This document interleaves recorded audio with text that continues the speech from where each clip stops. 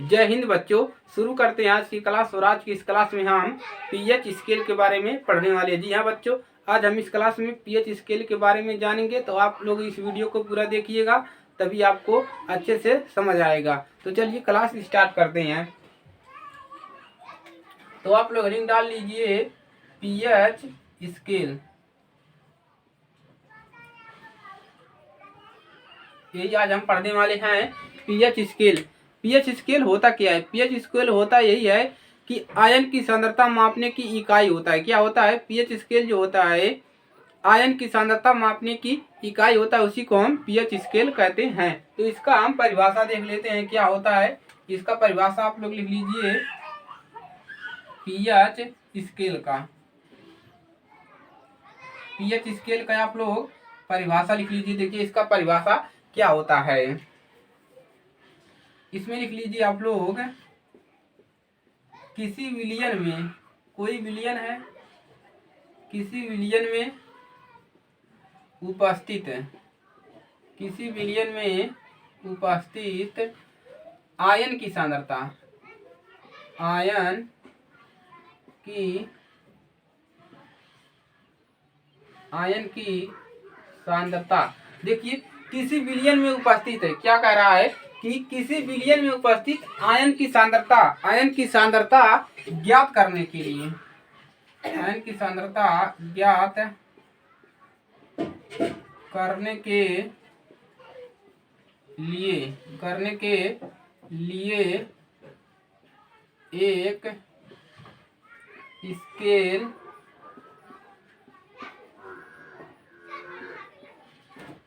Scale विकसित किया गया, जिसे हम क्या कहते हैं, जिसे पीएच स्केल कहते हैं। देखिए पीएच स्केल के हम, पीएच स्केल जो है इसकी जरूरत हमें क्यों पड़ी? पीएच स्केल की जरूरत इसलिए पड़ी, जैसे मान लीजिए कोई अम्लीय प्रकृति, जैसे हुआ इमली, ये दही, ये सब क्या है? अम्लीय प्रकृति। इसको हमको नापने के लिए ही पीएच स्केल की खोज करनी पड़ी कि हम कैसे जानेंगे कोई चीज अम्लीय है, खट्टा लग रहा है तो कैसा है, अम्लीय है कि क्षारी है कि उदासीन है। तो इसीलिए इसकी खोज की गई, पीएच स्केल की खोज की गई। तो देखिए इसमें क्या कह रहा है कि किसी विलयन में उपस्थित आयन की सांद्रता ज्ञात करने के लिए एक स्केल विकसित किया गया, जिसे हम क्या कहते हैं? पीएच स्केल कहते हैं। ये इसका हो गया परिभाषा। अब हम इसको फिगर से समझते हैं। देखिए इसको आप लोग फिगर से समझिए। ऐसे आप लोग बना लीजिए, आप लोग ऐसे बना लीजिए इसको, और यहाँ से आप लोग बीच से ऐसे कट कर दीजिए, इसको 0 बना दीजिए, और यहाँ पर कितना कर दीजिए? 14, और ये आपका क्या है? 7, ऐसे कर दीजिए। अब देखिए अब ये यहाँ पर क्या है, जब इधर आप आएंगे तो क्या होगा? जब इधर आप आएंगे तो बढ़ती हुई अम्ल की प्रकृति, आप देख लीजिए, यहाँ पर लिख लीजिए बढ़ती हुई अम्ल की प्रकृति, बढ़ती हुई अम्ल की प्रकृति। और जब इधर आप जाएंगे तो क्या हो जाएगा?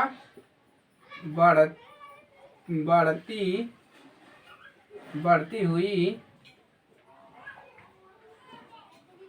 हुई किसकी प्रकृति बताइए? बढ़ती हुई किसकी प्रकृति? बढ़ती हुई क्षारक की प्रकृति, बढ़ती हुई क्षारक की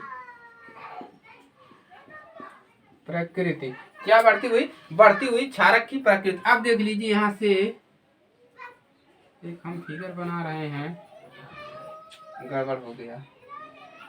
आप लोग इसको सही से बनाइएगा।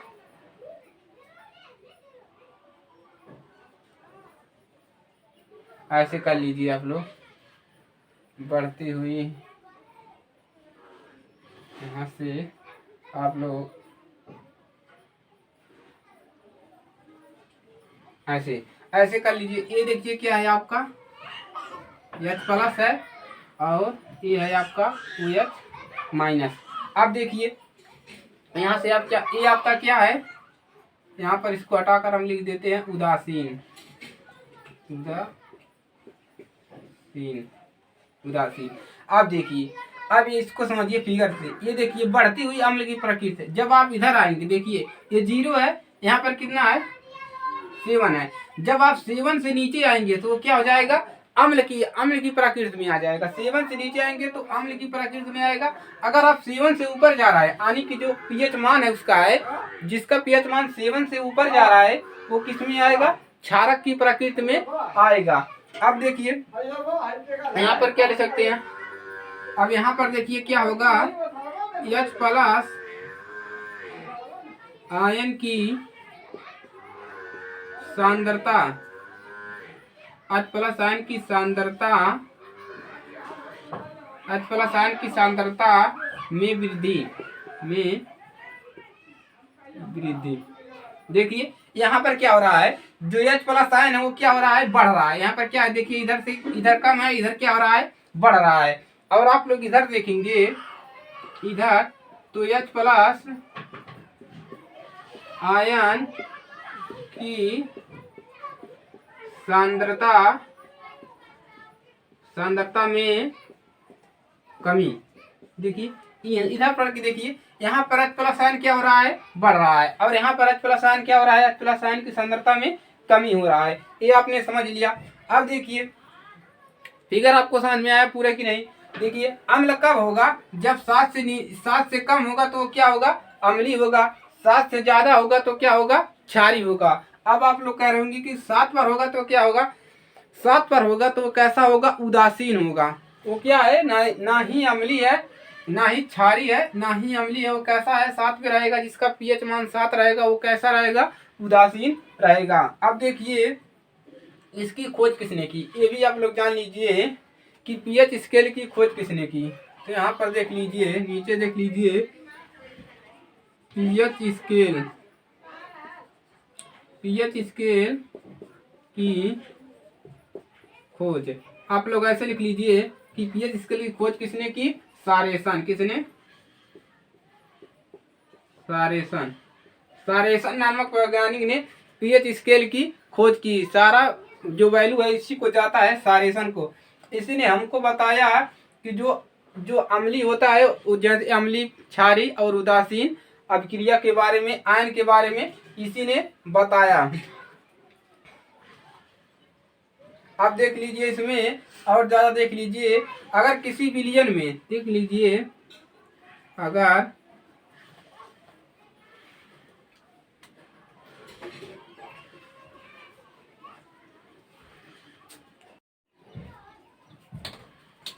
अब देखिए आपको पीएच स्केल पूरा समझ में आया कि नहीं। देखिए पीएच स्केल की खोज जिसने की, सारेसन नामक वैज्ञानिक ने पीएच स्केल की खोज की। अब हम आपको कुछ पीएच मान के बारे में बता देते हैं, तो आपका ये टॉपिक पूरा क्लियर हो जाएगा। तो आप लोग इसको नोट कीजिए। अब आपको कुछ पीएच मान के बारे में बताते हैं, तो आप लोग इसको नोट कर लीजिए। पीएच स्केल का ये परिभाषा है, पूछता है पीएच स्केल का परिभाषा पूछ लेता है, बोर्ड पेपर में भी पूछता है कि 1 नंबर का क्वेश्चन पूछ लेता है कि बताइए, किसी का मान देता है, उसका पूछता है कि बताइए अम्लीय है, क्षारीय है कि उदासीन है। तो उसी को हम जानेंगे अब, तो आप लोग इसको नोट कर लीजिए। ये आपका हो गया होगा पीएच स्केल, तो इसको हम मिटा रहे हैं। अब हम कुछ पीएच मान के बारे में जान लेते हैं। तो आप लोग इसी प्रकार से दोबारा बना लीजिए, ऐसे समझते हैं, फिगर के माध्यम से समझेंगे तो आप लोग आसानी से इसको समझेंगे, समझने में कोई दिक्कत नहीं होगा। इसमें आप क्या करिए, 14 खाने बना लीजिए, 1 2 1 2 3 4 5 6 7 8 9 10 11 12 13 14। 1 2 3 4 5 6 7 8 9 10 11 12 13 14 कितना हो गया? 14 खाने हो गए। अब देखिए, अब इसको आप लोग दर्शा दीजिए 0 1 2 3 4 5 6 7 8 9 10 11 12 13 14 14 आप लोग क्या कीजिए, इसमें दर्शा दीजिए। अब हम कुछ पीएच मान के बारे में जानेंगे। जैसे देख लीजिए नींबू का पीएच मान कितना होता है? नींबू कैसा होता है? नींबू जो होता है आपका अम्लीय होता है, उसका पीएच मान कितना होता है? चलिए हम जानते हैं नींबू का पीएच मान कितना होता है। आपके देखिए, आपका जो एनसीईआरटी किताब में, देखिए आपकी एनसीईआरटी किताब में सारा इसमें दिया है। क्या दिया है? आपकी एनसीईआरटी किताब में सब कुछ दिया है। तो देखिए नींबू का जो पीएच मान होता है वो कितना होता है। देखिए यहाँ से देख लीजिए, ऐसे नींबू का पीएच मान जो होता है, नींबू का रस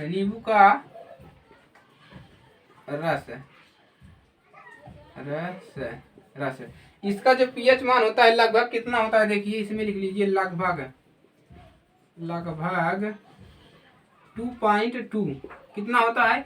लगभग 2.2 होता है। जो देखिए 2 यहाँ पर 2 है, 2.2 लगभग नींबू का जो पीएच मान होता है कितना होता है? लगभग 2.2 इसका पीएच मान होता है। अब देख लीजिए यहाँ पर शुद्ध जल, आप लोग बताइए शुद्ध जल का पीएच मान कितना होता है? बताइए शुद्ध जल